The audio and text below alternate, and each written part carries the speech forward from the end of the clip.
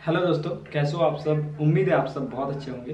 तो दोस्तों, आज की इस वीडियो के अंदर हम आपसे बात करेंगे एक बहुत ही इंटरेस्टिंग टॉपिक के ऊपर। ये टॉपिक रहेगा कि आप लोग कहीं पर भी जॉब अप्लाई करते हो, लाइक ऑनलाइन या ऑफलाइन। बहुत सारे लोग अभी जो है ऑनलाइन जॉब अप्लाई करते हैं, लाइक जॉब पोर्टल के थ्रू, naukri.com, साइन.com, इस तरह के प्लेटफॉर्म में, या डायरेक्टली जाकर वेबसाइट में भी अप्लाई करते हैं। तो आपका रिज्यूमे जो है बहुत बार सेलेक्ट नहीं होता है। क्या क्या बेसिक रीज़न है जिसके वजह से रिक्रूटर आपका रिज्यूमे को छाड़ देते हैं, क्या क्या बेसिक रीज़न है जिसके वजह से रिक्रूटर जो है रिज्यूमे को सिलेक्ट करते हैं, उसके बारे में थोड़ा सा डिस्कस करेंगे। ये बेसिक मेरा एनालिसिस है, हो सकता है कि इसके अलग भी बहुत सारी चीज़ें होती है। आप इन सभी चीज़ों पर ध्यान देते हैं तो डेफिनेटली आपके पास चांसेस रहेगा कि आपका जो रिज्यूमे है वो सेलेक्ट हो जाए। तो इन सभी चीज़ों पर आपको थोड़ा सा ध्यान देना चाहिए, जिसके बारे में आगे हम बात करेंगे। बात करने से पहले हम एक छोटा सा रिक्वेस्ट आप सभी से करना चाहेंगे कि इस तरह के इंटरेस्टिंग वीडियो देखने के लिए आप हमारे इस चैनल को सब्सक्राइब कर सकते हैं, ताकि इस तरह के कोई भी इंटरेस्टिंग वीडियो आपसे मिस ना हो। तो दोस्तों, बहुत सारे लोग अभी जो है क्या कर रहे हैं कि ऑनलाइन अप्लाई कर रहे हैं। ऑनलाइन अप्लाई करने में सबसे बड़ा दिक्कत क्या होता है ना, कि अगर कोई भी मान के चले कोई कंपनी XYZ कंपनी है, वो naukri.com के थ्रू कोई जॉब पोस्ट कर रही है, तो अभी naukri.com जो है ऑल ओवर इंडिया में बहुत सारे लोग देख रहे हैं। तो एक अगर जॉब का पोस्ट है तो उसके लिए कंपेरेटिवली 1000 लोग अप्लाई कर रहे हैं। मतलब मान के चलो 200 जॉब की वैकेंसीज है तो 20,000 लोग अप्लाई ऑलरेडी कर रखे हैं। अभी 20,000 लोगों में रिक्रूटर के पास इतना ज़्यादा समय नहीं रहता है कि सभी रिज्यूमे का डीप एनालिसिस करे, सभी रिज्यूमे को अच्छा से देखे, उसके बाद सेलेक्ट करे। इसमें कुछ बेसिक चीज़ें होती है जिसमें आपको रिज्यूमे में ध्यान रखना पड़ता है। अगर आप इन सभी चीज़ों का ध्यान रखते हैं, क्योंकि रिक्रूटर आपके जो रिज्यूमे है वो मैक्सिमम 10 सेकंड का समय देते हैं, 10 सेकंड के अंदर अंदर आपका रिज्यूमे जो है वो लगभग छाड़ देते हैं। यहाँ पे मैं आपको बताना चाहूँगा कि देखिए, जो भी आप ऑनलाइन जॉब अप्लाई करते हैं इसमें आपका रिक्रूटर जो है 10 से 15 सेकंड के अंदर अंदर आपका या तो रिज्यूमे सेलेक्ट कर लेता है या फिर रिज्यूमे आपका छाड़ देता है। तो क्या क्या चीज़ें वो लोग देखते हैं, सबसे पहला बात आपको जो नहीं करना चाहिए रिज्यूमे के अंदर, वो सारी चीज़ों के ऊपर बात करते हैं। सबसे पहला बात, अगर आप कहीं भी प्रोफेशनल जॉब के लिए अप्लाई कर रहे हो तो ज़्यादा ग्राफिक मत करो। मतलब आपका जो रिज्यूमे होगा उसमें ज़्यादा ग्राफिक, मतलब ज़्यादा ग्राफिक इन द सेंस बहुत ज़्यादा डिजाइन आपके रिज्यूमे में नहीं होना चाहिए। अभी क्या करते हैं कि बहुत सारे एंड्रॉयड में एप्लीकेशन या iOS में भी एप्लीकेशन आ चुके हैं, जहाँ पे बहुत सारे अलग अलग डिज़ाइन के रिज्यूमे, अलग अलग कलर के रिज्यूमे, अलग अलग फॉन्ट, मतलब बहुत ज़्यादा डिज़ाइन जो है वो रिज्यूमे के अंदर आपको देखने को मिल रहा है। आपको लगता है कि बहुत कूल है, लेकिन ऐसे रिज्यूमे जो है वो प्रोफेशनल जॉब के लिए अच्छे नहीं होते। मतलब आप अगर मान के चलो 100 लोगों ने अप्लाई करा, आपका रिज्यूमे बहुत ज़्यादा रंगीला लग रहा है, बहुत ज़्यादा इधर उधर लग रहा है, तो रिज्यूमे चांस रहेगा, आपका ज़्यादा चांस यही रहेगा कि आपका सेलेक्ट ना हो।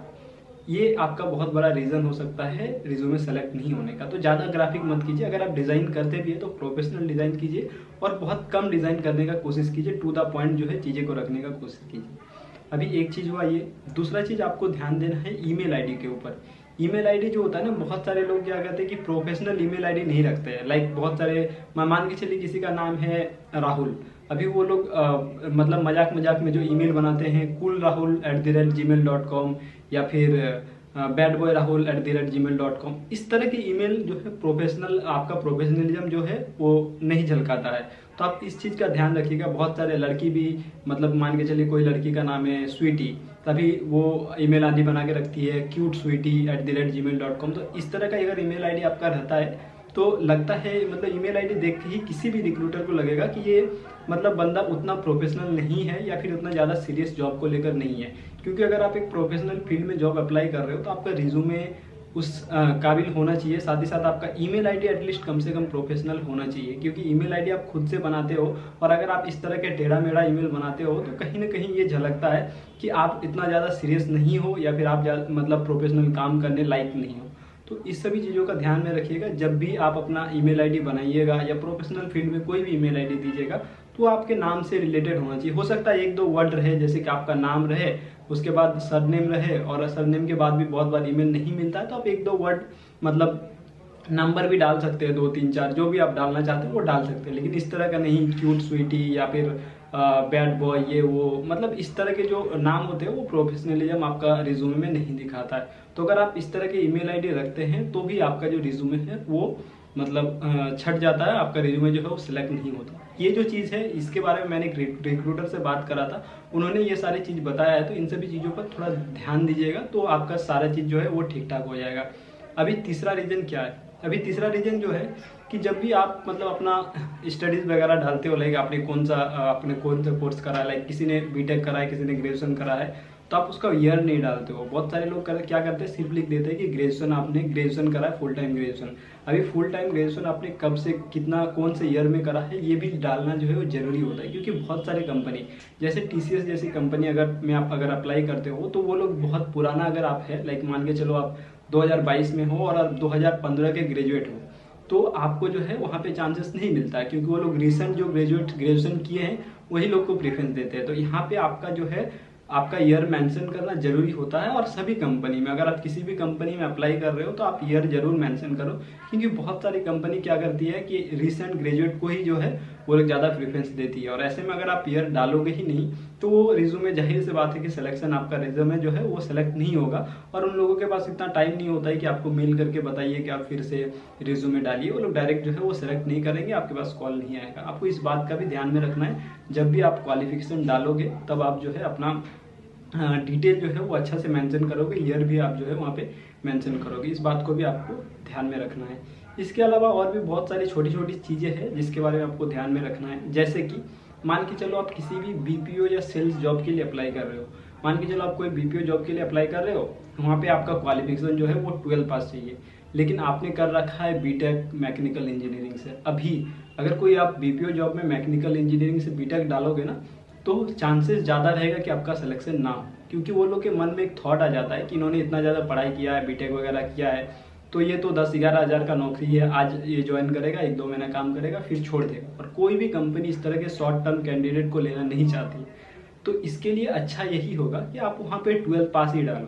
आपके पास कोई एक्सपीरियंस वगैरह है, कोई सर्टिफिकेट वगैरह है, वो डाल दो, उसमें कोई दिक्कत नहीं है। लेकिन अगर आपने बहुत ज़्यादा उस जॉब के मतलब जॉब जो डिमांड करती है, जॉब जैसे कोई भी जॉब है वो 12 पास डिमांड कर रही है, आपने MBA कर रखा है, अगर आप वहाँ पे MBA डालोगे तो आपका सिलेक्शन होने के चांसेस कम रहेगा, क्योंकि ऐसे में रिक्रूटर को लगता है कि ये लड़का ज़्यादा दिन टिकेगा नहीं, तो इसको लेना जो है वो अच्छा नहीं है।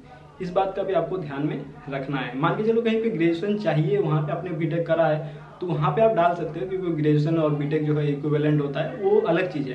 लेकिन जहाँ पे 12 पास का मतलब नीड है और आपने MBA कर रखा है, आपने PhD कर रखा है, वो सारी चीज़ें डालोगे तो आपका जो है सिलेक्शन होने का चांसेस जो है वो कम हो जाएगा। इन सभी चीज़ों को जो है आपको ध्यान में रखना है। अभी ये तो बात मैंने बताया कि आपको ये सारी चीज़ें नहीं करना है। और जो चीज़ अवॉइड करने के बारे में मैंने बताया 3-4 चीज़, जैसे आपको ईमेल ID आपको जो है प्रोफेशनल डालना है, आपका जो ग्राफिक है, ग्राफिक मतलब ज़्यादा डिजाइन आपके रिज्यूमे में नहीं होना चाहिए, रिज्यूमे बहुत ज़्यादा बड़ा नहीं होना चाहिए। इसके अलावा आपका क्वालिफिकेशन का जो डेट वगैरह, ईयर वगैरह है, वो सब चीज़ आपको मेंशन करना है।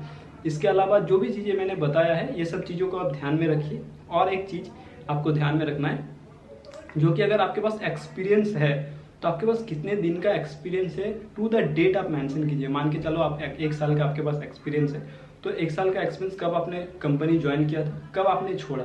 इन सभी चीज़ों को अगर आप टू द पॉइंट रखते हो ना रिक्रूटर के पास में, तो ये ज़्यादा इफेक्टिव आपका रिज्यूमे को बनाता है।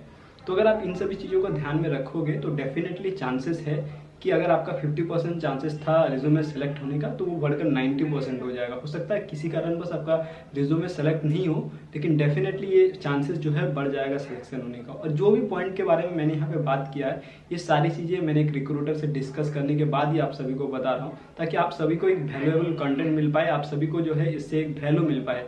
तो उम्मीद करता हूँ ये कंटेंट जो है या वीडियो जो है वो आपको पसंद आया होगा। अगर आपको कहीं भी कुछ भी डाउट है, नीचे कमेंट बॉक्स में कमेंट कर सकते हैं। और इस तरह के इंटरेस्टिंग वीडियो देखने के लिए आप हमारे इस चैनल को सब्सक्राइब कर सकते हैं। धन्यवाद आप सभी का वीडियो देखने के लिए। आपका दिन बहुत बहुत ज़्यादा शुभ हो।